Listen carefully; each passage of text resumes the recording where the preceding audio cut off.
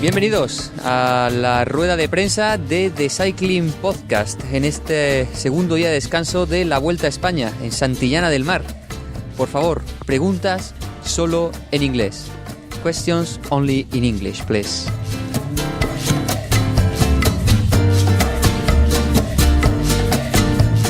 Hey guys, how are you? This is Sergio from Spain.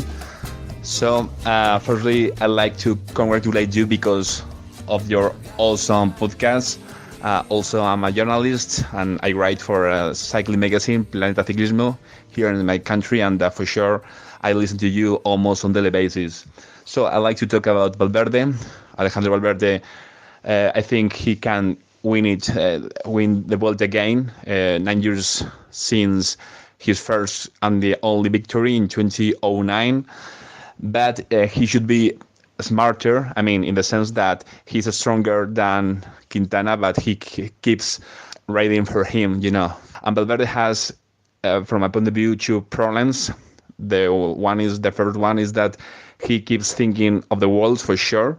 He's a real candidate, but maybe he should focus because we are about to start the third week in the Vuelta, and he has a big real option of winning it. Maybe he should focus firstly the Vuelta right now and try to forget a bit about the Worlds, but for sure later, once the Vuelta finish, he should and he has to focus in the Worlds because he deserves it. I mean, he has a rainbow jersey in his legs. He has been quite near for many years, getting some bronze or silver medals, and maybe this year is his chance. So I think he deserves it. He's stronger than Nairo and even stronger than Simon Yates as well. If he can solve that problem between inside the team, also maybe the manager so should consider Valverde or should say publicly that Valverde is the real leader. Maybe all the problems could search, and maybe Valverde could focus on getting the leadership of the team and try to get firstly the Vuelta and secondly, hopefully, the Worlds. Nothing else. Thanks for listening, and I keep listening to you guys. Cheers. Well, I know Sergio and I know his magazine, Planeta Ciclismo. This month on their latest issue, currently on sale, they have a cracking interview with Carlos Sastre, second part of a two-part interview where he basically describes the management of his latest teams, and it's quite funny, you know, to see how he despises them. But yeah, it's a good thing when you are out of cycling and you don't need to keep any respect or any face between the people who is still currently running this business. As for the question, Valverde. He would not be the oldest ever winner of the Vuelta, would he? No, I think he wouldn't, but to be honest, I don't have a... Chris Horner. Chris Horner, remember was it in the 50s, in the 40s? He was 41 when he won the Vuelta in 2013, but the record that he beat was Firmin Lambot. I'm not sure if I pronounced his name correctly. It's not a rider I remember, but he won the Tour de France in 1922 at 36. Wow. So it's extremely rare for someone in their late 30s to even be contending, and Valverde's 38. But we talked about this briefly last night. He's there, and he looks pretty strong. He'll probably go quite well in the time trial tomorrow. Yeah. Can he win this race?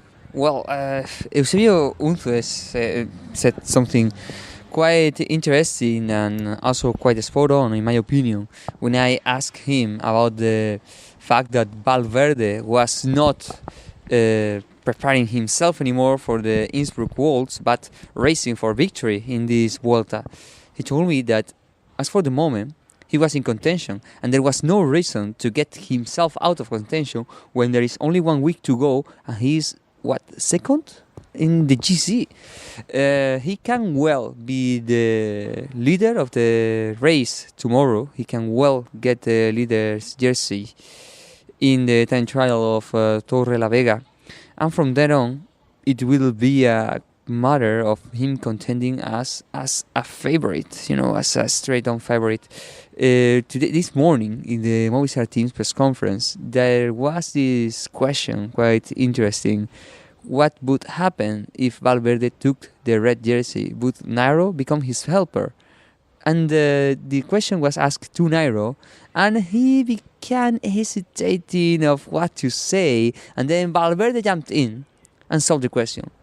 He said that even if he took the red jersey, there is no question, Nairo is the leader, and he wouldn't have to ride for him. They would still be co-leaders, or Valverde would be his domestique. But I also want to make a point. I think a second Vuelta a España wouldn't add anything to the Alejandro Valverde palmarès from a historical point of view, whereas the rainbow jersey would be the icing on the cake. And that's really, in my opinion, the prize that would showcase better However, Alejandro Valverde's possibilities. he could win both. You think that after going deep for another 3 straight weeks, after the 3 weeks of Tour de France, he will have the power, the kick necessary to win Innsbruck? So you think it might almost help him to fall out of contention a little bit, and so that he can maybe not go quite so deep for the final week, and especially in those final stages in Andorra, perhaps.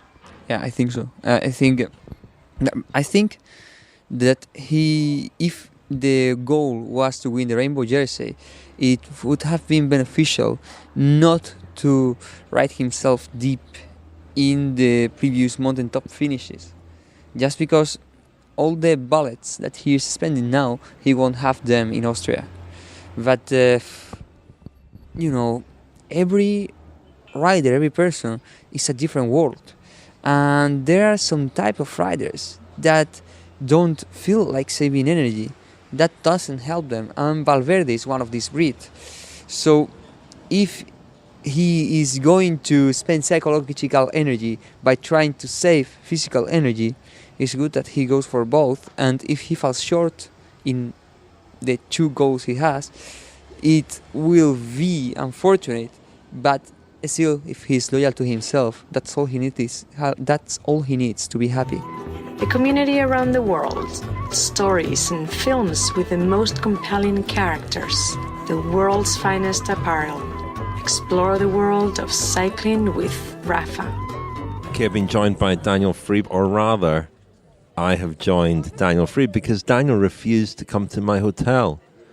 He said, "It's my rest day. I want sunshine, cold beer, and prime real estate." That's true. I stand by that.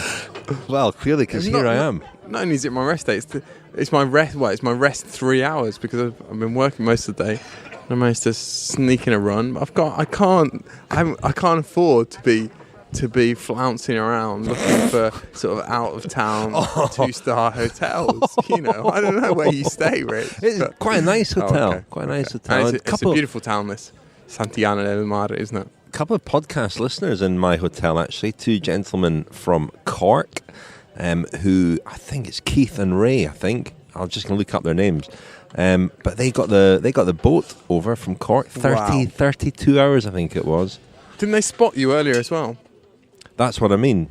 They came and said hello, which was very, very nice. Ray and Keith. So they were trying to get better Wi-Fi signal outside the hotel, downloading the cycling podcast. Great to hear. Thanks for saying hello, and it was nice to meet you. Hope you enjoy the Vuelta, chaps. Daniel, first question from Stuart Hesseltine. Hi chaps, it's Stuart Hesseltine from Adelaide in South Australia. Really enjoy the broadcast, chaps. Excellent company on long drives interstate. My question's for Daniel, and I'm particularly interested in his recent football analogies. He describes Team Sky as playing ticky-tack football, and only earlier this week as Mitchelton-Scott as a sit-back and counter side. My question is, which team best epitomises the hoof it up the field to the centre forward approach? Thanks. Well, This is relatively easy in the sense that hoof it up the field to the centre forward. Route 1. Well, that implies no real build-up, no real coherent plan. Just fire a guy down the road and hope for the best. I've got a suggestion. And I would say it's probably direct energy. Lotta Sudal, I think, as well. Possibly. Tim Wellens, he's Route 1, isn't he? Yeah, it's possibly. Although they also have races where they're working for, or they have been working for Andre Greipel, and also GC guys as well. But Andre Greipel's like your big centre forward, isn't he? Your big old-fashioned centre forward. I suppose so. But it's very that hoof it up the field. Very much sums up the way a lot of French teams have ridden over the past few years, I would say. Okay, the next question is from Steve, and this is certainly one for Daniel. Hi, it's Steve here from Bromley. I've been a friend of the podcast for the past 2 years. Your coverage of the sport regularly takes you all across Europe to all sorts of countries and remote regions, conversing with people, all different nationalities, multiple languages. And I fondly remember the tragically short-lived feature earlier this year on the Giro, Lionel Learns Italian. I've started trying to learn a bit of Spanish this year, been tired of being the ignorant Brit abroad, not speaking the lingo, and so I've been trying to pick up that language. My question is, do you have any helpful tips on the best way to learn and get by in a new language, or indeed tips on what not to do? And as a cheeky follow-up, how many languages can you each speak and get by in on your travels? I believe TV's Daniel Freeb is a bit of a polyglot. Keep up the good work, and buenos dias. Well, definitely a question for you, Daniel. First of all, how many languages do you speak? 5 to a decent degree. Let's run through them. French, Italian, Spanish, English, and German. Yeah, not bad. How about Dutch? You can get by in Dutch. I understand Dutch. I understand. I can read Dutch. I can read Portuguese and a couple of others, but I can't really speak them. Almost as impressive as Pavel Sivakov, who we heard from on the podcast the other day. How does he speak? Well, he speaks Russian at home. He speaks French, English. He was born in Italy. Didn't say that he spoke Italian. He would speak Italian. No, yeah. He didn't spend much time in Italy, did he? No. Tips to, I think that you have to throw yourself into it. You have to set your bar. I always think you have to set your bar very high. You have to aspire to complete fluency in a language, and not just hope to get by. I think only by setting your bar very high will you, speak and write with the degree of kind of bluster or self-confidence that you need. I think you have to try to lose and shed all of your self-consciousness, which is very difficult. But it really is. It's an act. It's an exercise in acting. You're really impersonating someone who speaks that language. And after that, beyond that, people learn in different ways. I mean, I always learned, and I still sort of learn in a very sort of written, centric kind of way. I like to know grammar kind of inside out, or try to, whereas for other people it's a lot more verbal. Rich? It's interesting that you say that it's about impersonation. It's also about your ear, and one thing I would say is you're very good at impersonations, and you've clearly got a good ear for the way that people speak, and you're able to pick that up, and that I think is a key thing too. But it's very, motivation is absolutely key, as it is with everything, and I think that there has to be a great degree of curiosity, and there has to be a kind of bloody-mindedness about you and about the way you go about it, because there are an awful lot of knocks along the way. You get your confidence undermined a lot.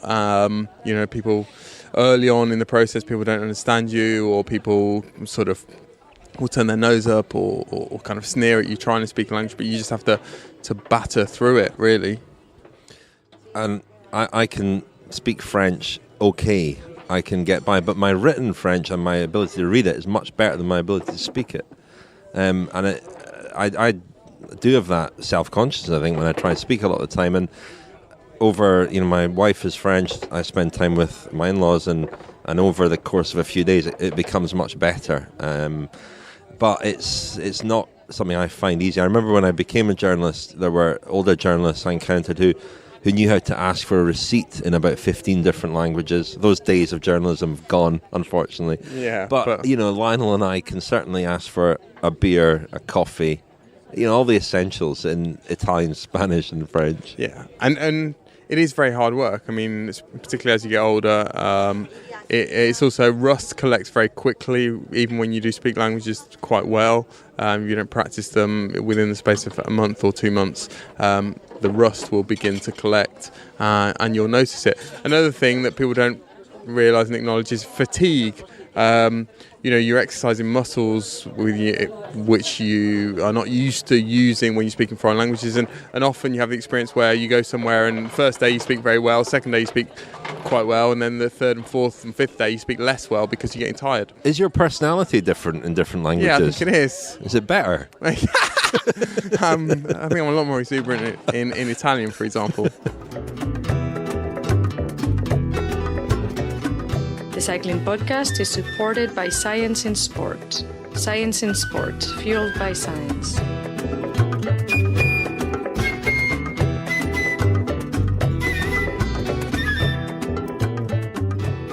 Hi chaps, it's Michael Thompson here. I'm referring to correspondence that I had with Lionel during last week after your Stage 6 show, in which I thought there were some fairly controversial statements made, particularly by Daniel, with regard to defending Nasser Buhani's long record of bad behavior. So first of all, I completely agree that Buhani was more than likely guilty of nothing more than just another sticky bottle incident, which is certainly nothing that is isolated to just him. I think a lot of riders have been guilty of that, as we know, and sometimes habitually so. And I totally agree that Buhani was very unfairly reported upon in the media, where they claimed that he had hit his team car and lost his temper. But I can understand that would have upset him, and it wasn't necessarily truthful at all as far as it was reported. But really what upset me was Daniel saying that Buhani, while he does have a long record of violent incidents basically against members of the public and other riders, and he has got a well-known bad temper, to the extent that I believe Cofidis has employed his father to pacify him as an official team member. Not even sure if that's true, but it is what I've read in the media.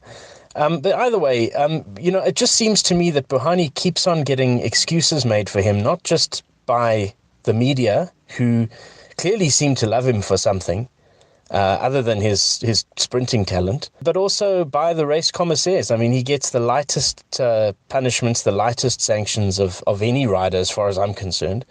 And let's just compare him and Moscon. I mean, I'm no fan of Moscon. I think violent behavior and repetitive violent behavior has no place in the peloton, no place in the sport at all. It's cycling really needs to try in every way possible to retain its purity and its integrity and its image as an honourable team pursuit. But Moscon, for example, hit threw a punch at someone. I'm not sure if it connected during the Tour de France, and he was immediately ejected from the race. People were calling for Sky to sack him. And if they weren't calling for Sky to sack him, they were certainly saying that they'd be very surprised if he didn't get sacked. And yet, when Buhani does similar things in last year's Tour de France, he did pretty much exactly the same thing. He just got a 1-minute penalty, and I think it was a 200 franc fine. 1 minute penalty for a sprinter means nothing. So effectively, he got champagne money for one evening, if that, sanctioned against him. And another thing that came up in the episode was that it was mentioned, which I felt very uncomfortable with. It was mentioned that Buhani he comes from a very minority background of North Africans in the peloton. There are very, very few of them. And Daniel made mention of the fact that because he comes from a minority background, who knows what I think this was the wording, was who knows what effect that had on him. And I understood that to be, justifying his violent behavior and his his aggressive behavior. I don't see how that's possible, that your minority background can mean that, that it's A, that you would commit more violent acts, and B, that that would be okay because, who knows what you've been through. The same rules must apply to everybody. I also sent a number of links through with other instances where he's been called out for basically getting very, very light fines and very light punishments in the past. And I'm not saying he's the only rider who gets light fines, but it just seems to be a trend. And I don't know why everyone protects him so much, because yes, he's a fantastic sprinter, not the best sprinter in the world by far even though, but he is a very good sprinter. But I don't know why he gets such special treatment, and everyone seems to make excuses for him when someone like Moscon, for example, gets the harshest possible treatment for exactly the same transgressions. Anyway, thank you so much for the fantastic coverage of the Vuelta and for all the other Friends specials and Kilometer Zeros that you do. I really appreciate it, and keep up the good work. Quite a question there from Michael Thompson, Johannesburg. I wasn't here. I wasn't on that podcast, Daniel, so I have to hand it over to you, I'm afraid. Well, it's tricky, Rich. Did I defend him? I'm not sure. I suppose I tried to give a balanced perspective. To be clear, I would say that as a team manager, I wouldn't sign Nasser Buhani, partly because of his disciplinary record and partly because of his failure to learn from his mistakes. And he's not a kid anymore. This is not his first or his second year as a professional. And the parallel with Moscon that Michael mentions, I think that there is an argument that some allowance could have been made, certainly up until maybe last year, for Moscon because of his youth. That's not the case with Buhani, and he should have learned by now. I'm not sure I agree that he's always been lightly sanctioned. He's lost big races. He's lost the Hamburg's Cyclassics because of a transgression that was pretty marginal, I would say. It could have gone either way. But I think he has benefited possibly from the fact that he does have this kind of difference, this edge, partly to do with his background, partly to do with his the kind of spikiness that he conveys. He has benefited from that. I mean, his salary from Cofidis, the first deal he signed with Cofidis was huge. It was about 1.4 million euros, and even the second one he signed was pretty huge. I think it was more or less the same amount of money, and he's not delivered. As a man, however, I mean that's my evaluation of him as someone who is looking to sign him or not sign him.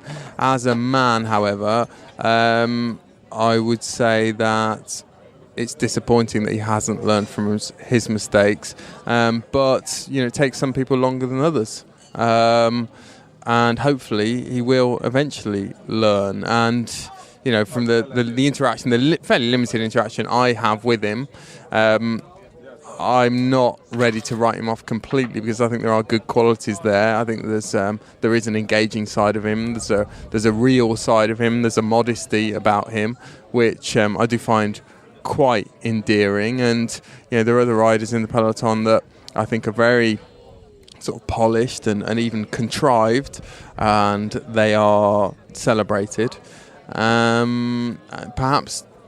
Perhaps too much, when Buhani does have this a degree of authenticity about him.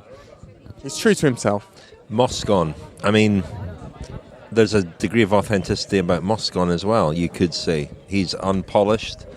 He's, but I think the thing with Moscon is that the initial transgression, the racism allegation, is so beyond the pale, and there's so little diversity in the peloton that for Moscon to racially abuse one of the very few black riders in the peloton, it showed him in a particularly bad light, and you felt that other sports that have dealt effectively with racism have done so by coming down really hard on the perpetrators of racism, basically, and so that everything else that's happened with Moscon since then has kind of been seen in that context to some extent, fairly or not. And the transgressions have varied in terms of their severity.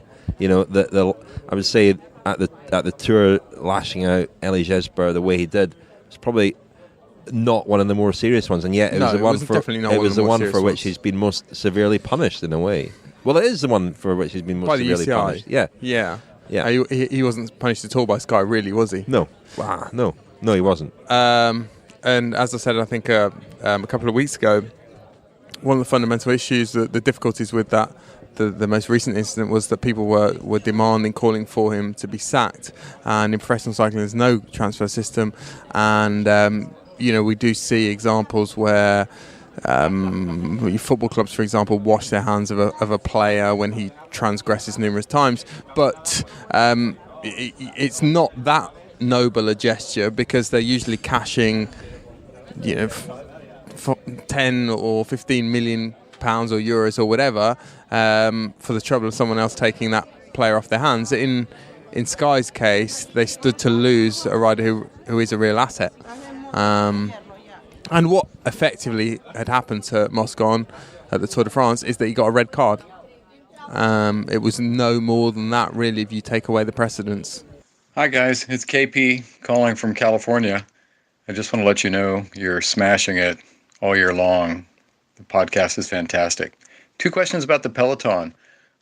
When a team is controlling the peloton, is the dynamic limited to speeding up the peloton, or can they possibly slow it down through active means other than not participating in taking a turn to pull?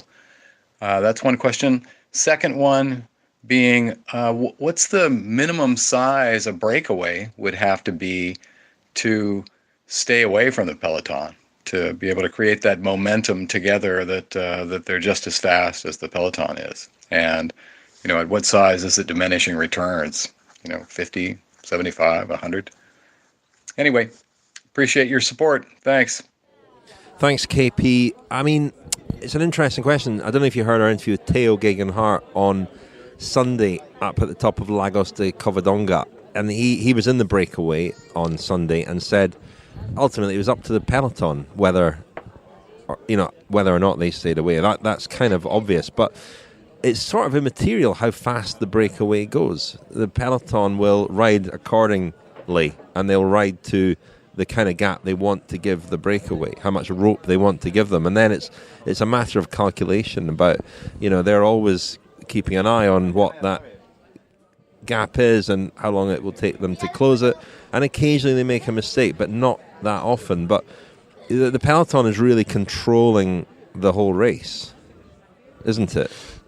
Yeah, I think that there are riders in particular who, if they get in a breakaway, they can make it, and if they're with other riders of a similar caliber in a breakaway, they make it very hard for the peloton or whichever team has decided or on that particular day to take responsibility or is needed to take responsibility to control the peloton. And the harder they make it for that team, the more likely it is that when it's crunch time, whether it's 30 kilometres to go, 20 kilometres to go, and the team or the riders who have been controlling the peloton for most of the day, they look around and they need more help because it's been a hard day.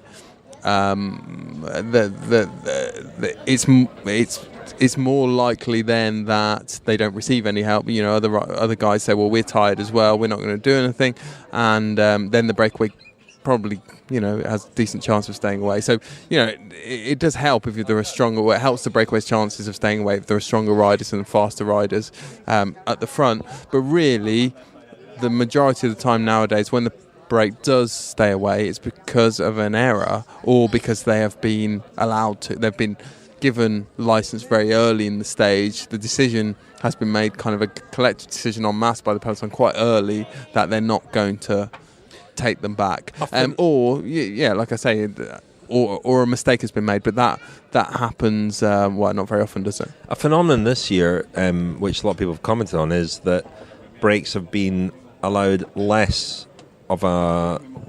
leeway, less of a gap. They've kept them certainly below 10 minutes. This Vuelta's been a bit different, but the Tour, well, breaks weren't really getting more than 3 or 4 minutes. They were keeping them on a fairly tight leash, and I guess what's happened there is teams have looked at the effort of, sprint teams in particular, looked at the effort required to allow a break to get a big lead and then close it, or just keep it a little bit more constant all day. And I guess the effort to do that is less overall than the kind of slow, fast pattern that we've seen in the past. Yeah. Somebody clever will have looked at that and said, rather than give them 10 minutes and then chase really hard, just chase a little bit harder all day. And it's a more constant, consistent effort. Yeah, I mean, I think it's possible that with the 9-man teams, particularly in major tours, and the 8-man teams in smaller races, there was a sort of designated rider, kind of breakaway killer. We saw last year's Tour de France 2017, Tour de France, Julien Vermont do it a lot for Quick-Step.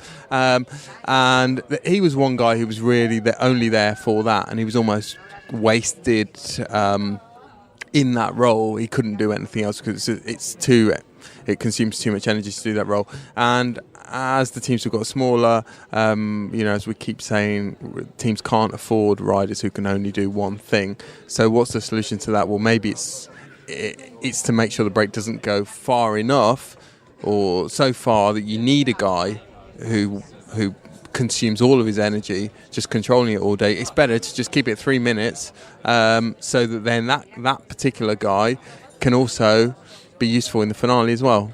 Hi guys, Thomas from Norwich here. My question to you is, with all the chat the other day about how good it is to see certain riders keeping the gel wrappers with them throughout the stage, why can't the UCI do more to find riders who throw away their rubbish at the side of the road? I was watching the stage today and saw Superman Lopez just throwing a can of Coke to the side of the road. With all the fines that are handed out for improper feeding and everything else, it seems amazing that the UCI can't fine riders for littering at the side of the road. Well, Daniel, as a man of nature, this is right up your street, but perhaps you'd like to correct Thomas's pronunciation of Superman. Superman Lopez. I absolutely agree with Thomas, 100%. Find them. I mean, your car is just your car is like a recycling vehicle at the moment, isn't it? It's like we don't throw anything away.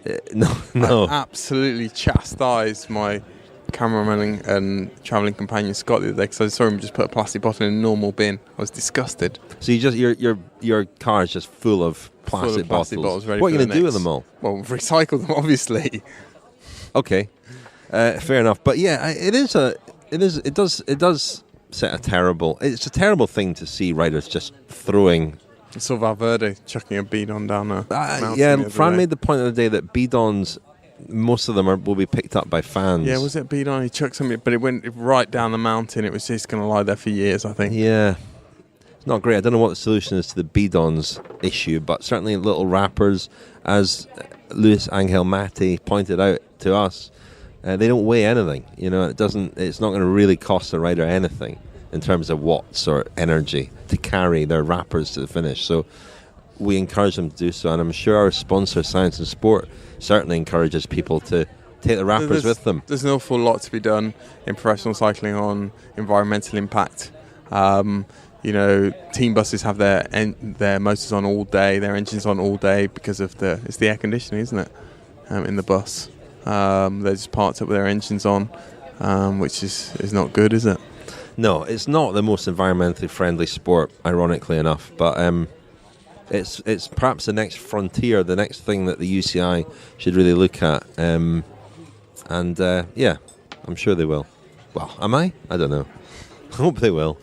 We should leave it there, Daniel. Well, let's go and have some dinner, shall we? We will. Some environmentally friendly dinner.